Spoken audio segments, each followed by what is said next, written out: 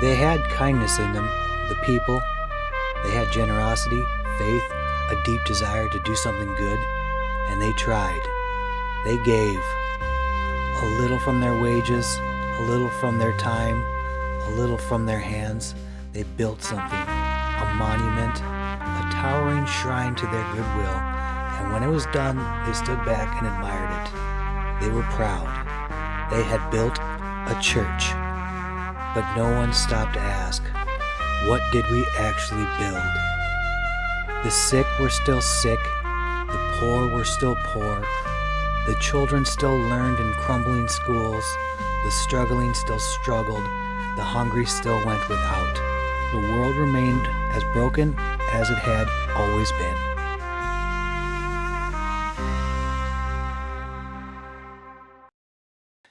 But there it was, their generosity made stone. So they gave more, not to each other, not to the struggling families, not to the old man who couldn't afford heat, not to the mother working 3 jobs to keep the lights on. No, they gave to the church. They were told it would make things better, that God would reward them, that their sacrifices would bear fruit. But the fruit never came. The priest dressed in finer robes, the building grew taller, more beautiful, the seats filled, the sermons preached, the money flowed, and yet the town around it withered.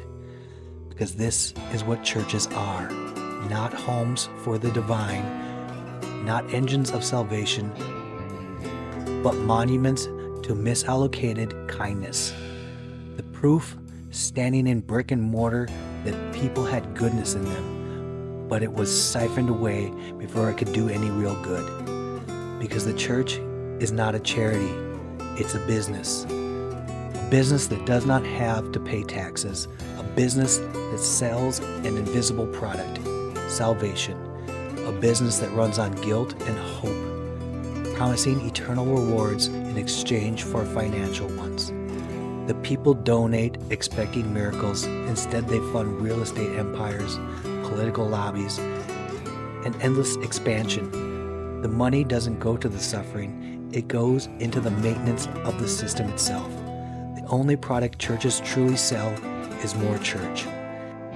And yet the people keep giving.